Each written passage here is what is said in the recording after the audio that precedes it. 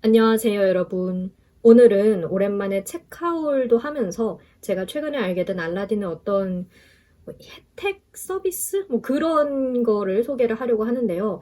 알라딘에 제가 들어갔다가 우연히 럭키백이라는 것의 존재를 알게 됐어요. 23주년 럭키백이라고 그 광고 같은 게 떠 있었는데 이게 또 굉장히 유용한 백인 것 같아서, 그리고 덕분에 책을 좀 몇 권 구매를 하게 돼서 이렇게 영상을 만들게 됐습니다. 그러면은 바로 시작해 보도록 할게요.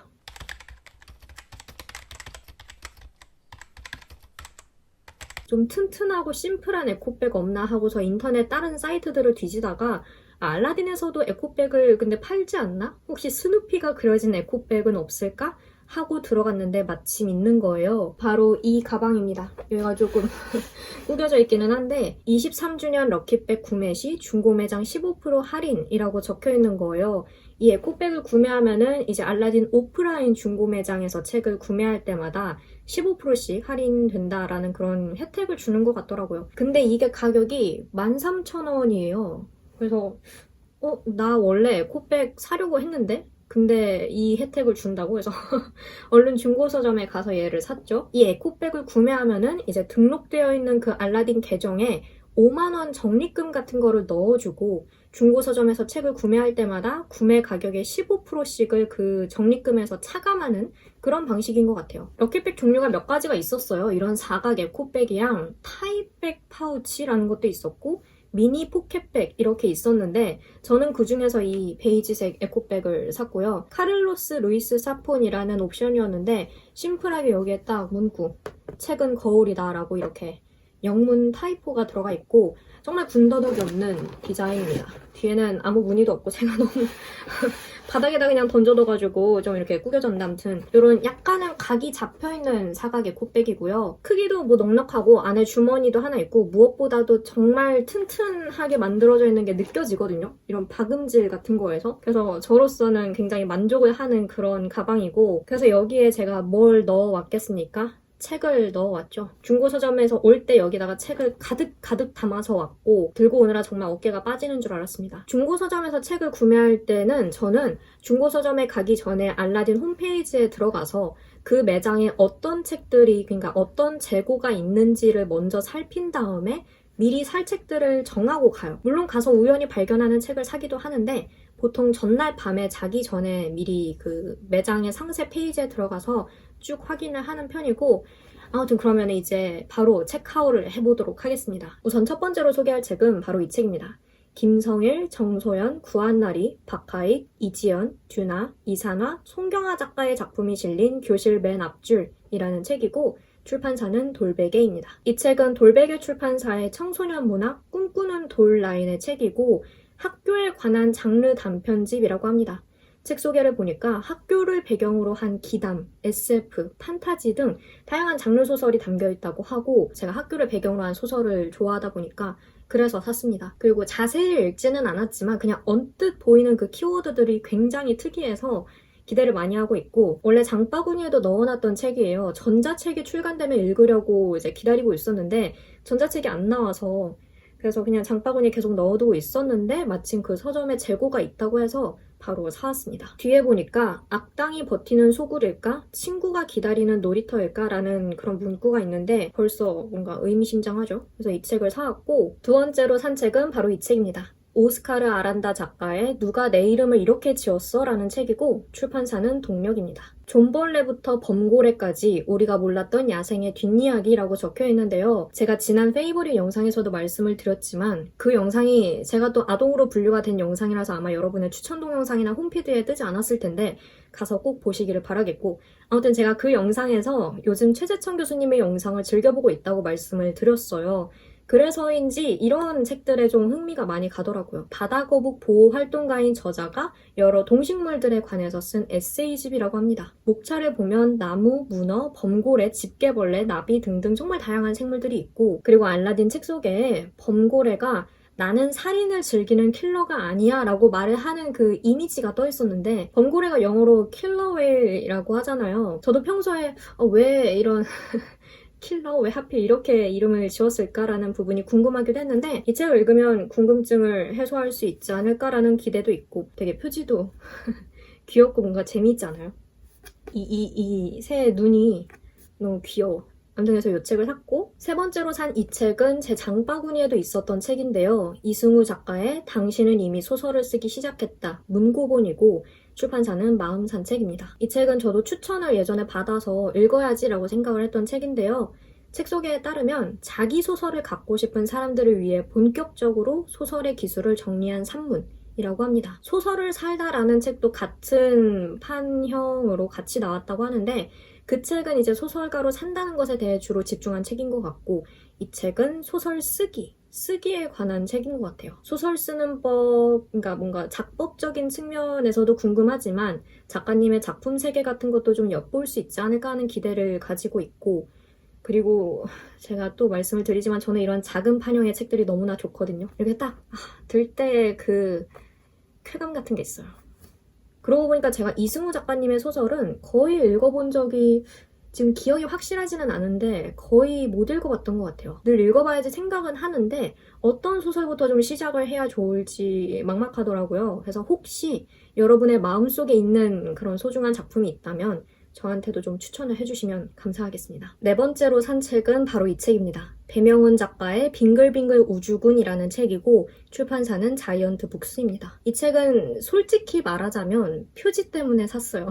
약간 빈티지하고 레트로한 미국의 한 3, 40년 전의 만화책 표지나 그런 영화 포스터 같지 않나요? 너무 멋있지 않아요? 진짜 저는 이 색감도 그렇고 이 느낌 사실 모르고 있었던 작품이기는 한데 이번에 그 알라딘 목록에서 쭉 보다가 이 책이 있어서 시선이 확 가서 바로 샀습니다. 책 소개를 대충 읽어봤는데 제목 그대로 우주군, 즉 군대 이야기를 다루고 있다고 합니다. 여성 캐릭터들의 활약이 또 돋보이는 소설이라고 했던 것 같고 매일매일이 시트콤인 군대인 우주군의 사랑스러운 일상이 자리하고 있다고 해요. 제가 사실 우주를 배경으로 한 특히 우주 탐사나 전쟁 이런 소재의 이야기들 있잖아요. 그런 거를 제가 자주 읽는 편이 아니라서 그런 소재다 하면은 좀 진입장벽을 느끼는 편이기는 한데 그래도 이 책은 유쾌하게 읽을 수 있는 그런 책인 것 같아서 그리고 배명훈 작가님의 작품들을 이전에 읽었을 때도 정말 재미있게 읽었던 기억이 있어서 샀습니다. 진짜 다시 봐도 사실 오늘 산 책들 중에 가장 표지가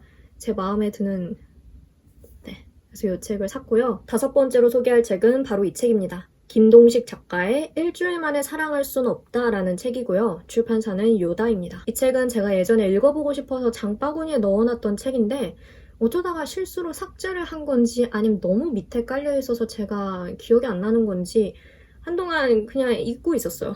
중고서점 재고를 이렇게 쭉 살펴보다가 이 책 나 예전에 읽고 싶다고 체크해놨던 책인데 문득 생각이 나서 사왔습니다. 단편이 무려 23편이나 실려있다고 합니다. 카카오 페이지에 연재했던 작품들과 또 다른 작품들을 이렇게 모아서 수록을 했다고 하는데 책 소개를 보니까 표제작인 일주일 만에 사랑할 수 없다라는 작품은 지구 멸망을 한 주 앞두고 사랑에 빠진 남녀의 생존 로맨스를 그리고 있다고 합니다. 그 외에 다른 작품들은 어떤 내용인지 혹은 어떤 장르적 특성을 가지고 있는지 제가 다 확인하지는 못했는데 책 소개에 과거, 현재, 미래를 넘나들거나 꿈, 환생, 다중우주를 배경으로 하며 시공간의 구애를 받지 않는다 라는 그런 문장이 있는 걸 보면은 역시 SF나 판타지 같은 게 있지 않을까 그런 생각을 하고 있어요. 이 책의 추천사를 정세랑 작가님이 또 쓰셔서 역시 믿고 읽을 수 있을 것 같습니다.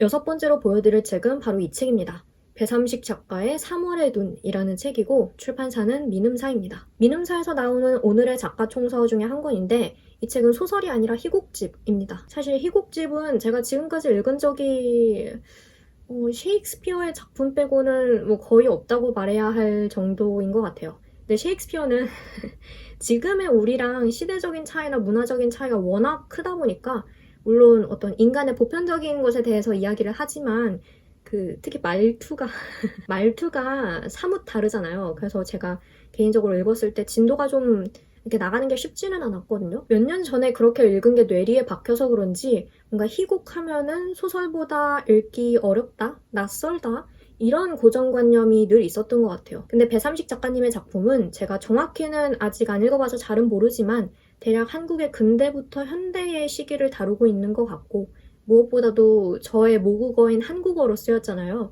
그 점에서 진입장벽을 조금 낮출 수 있지 않을까 기대하고 있습니다. 뭔가 상상하는 데 있어서 이게 무대에서 펼쳐지면 어떤 방식으로 구성될까라는 그런 상상을 하는 것도 재미있을 것 같아요.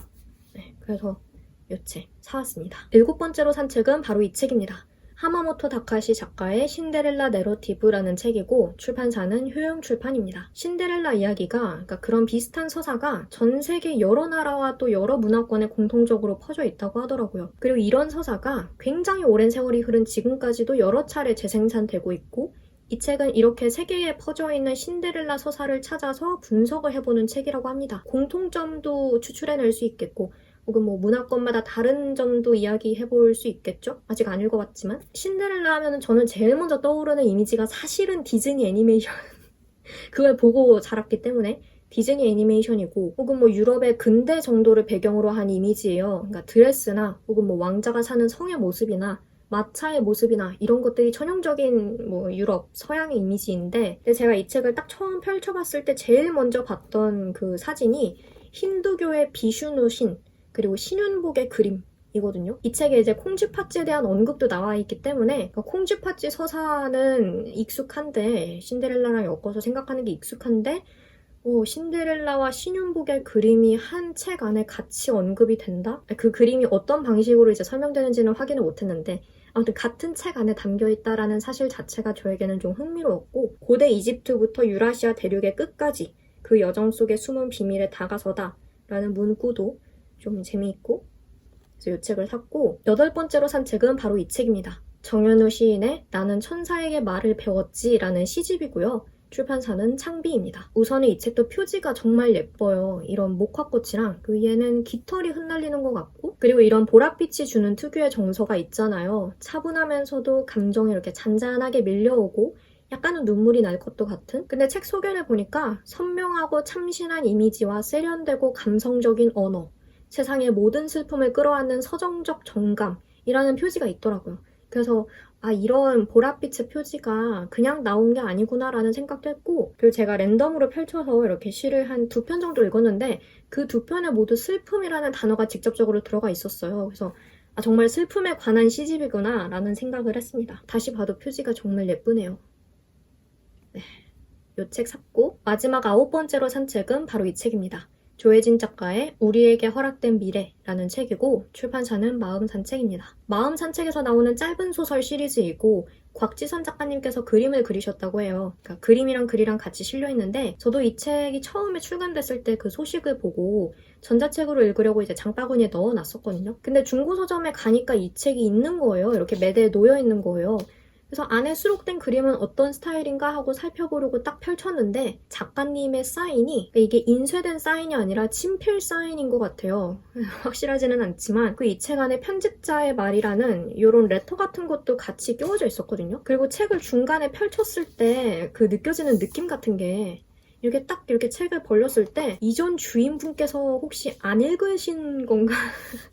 라는 생각이 들 정도로 그 새 책을 사서 처음 펼쳤을 때 그 느낌 있잖아요. 뭔가 뭐라고 해야 되지? 이렇게 딱 펼칠 때 느껴지는 약간의 저항감? 이 책 등에서 느껴지는 저항감? 이렇게 표현해야 되나? 아무튼 그런 게 느껴져서 이거는 그냥 새 책이다 라고 해서 사왔습니다. 제가 처음으로 읽은 조혜진 작가님의 책이 단순한 진심이어서 저는 그 소설의 소재와 분위기 같은 거로 작가님의 글을 기억했는데 이 책은 짧은 SF 소설들을 실은 소설집이라고 하더라고요. 그 점이 저에게는 좀 독특하게 다가왔어요. 과연 조혜진 작가님의 SF 소설은 또 어떤 이야기, 그리고 어떤 분위기를 담고 있을까 기대도 많이 되고 그리고 곽지선 작가님의 일러스트도 정말 오묘해요. 색의 조합도 정말 멋있지만 그 그림 안에 담긴 분위기가 고요하기도 하고 그리고 그림 속의 인물들이 조용히 침묵하기를 선택한 것 같은데 그 안을 들여다보면 또 뭔가 숨겨진 사연 같은 게 있는 약간 그런 느낌이 드는 그림들. 확실히 요즘 SF 소설이 좀 대세인 것 같기는 해요. 오늘 제가 구매한 책들도 이 9권 중에 무려 한 4권 정도가 그러니까 딱 SF 소설이다 라고 그런 분야를 규정하지는 않더라도 그런 장르적인 요소가 들어간 작품들이잖아요. 그래서 그런 걸 보면은 확실히 요새 좋은 SF 작품들이 많이 나오고 있고 그만큼 독자들의 수요와 애정도 정말 크게 늘어난 것 같아요. 네, 그래서 이렇게 9권의 책을 구매했고 다 최상 등급으로 구매를 했고요. 원래 중고 가격대로 하면은 총 75,400원인데 저는 럭키백 할인을 받아서 대략 한 64,090원 이 정도에 산 셈이에요. 원래는 엄마가 심부름 시키신 책까지 한 권 더 샀는데 그건 제 책이 아니니까 영상에서 제외를 하고 이렇게 9권만 보여드린 거거든요. 그래서 뭐 한 10원 단위에서 계속 오차가 생기기는 하는데 아무튼 거의 만 얼마를 할인받았다. 네, 제가 할인받은 거를 이렇게 강조해서 이야기하니까 무슨 할인에 꼭 혈안이 되어 있는 것처럼 들릴까봐 좀 신경이 쓰이기는 하는데 그래도 경제적인 부담을 조금 덜 느끼면서 그간 생각만 하고 있던 책들을 드디어 구매해서 기뻐서 그런 거고요. 혹시 저처럼 사고 싶은 책이 정말 많은데 다 사지 못해서 아쉬움을 느끼셨던 분들 한번 이 럭키백도 고려를 해보시면 좋을 것 같아요. 이 영상은 알라딘의 유료 광고를 포함하고 있으면 참 좋을 텐데 아니고요. 제가 제 돈 주고 다 산 것들이고 앞으로도 중고 서점에 자주 가게 될 것 같아서 만든 영상입니다. 네, 유료 광고 아니에요, 여러분.